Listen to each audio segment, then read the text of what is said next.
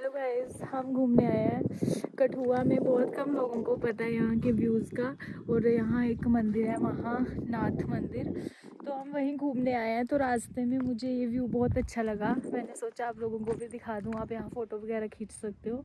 और आप देख ही रहे हो, रुको मैं आपको दिखाती हूँ।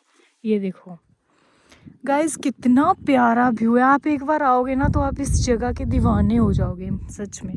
मेरे कहने पे एक बार यहाँ पे ज़रूर आओ।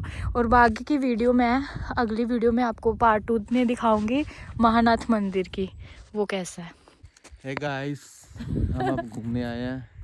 कैसा लग रहा है? अब मौसम बहुत अच्छा है, ठंडा ठंडा, थोड़ी सी धुंध पड़ी है। ये मेरी वाइफ है।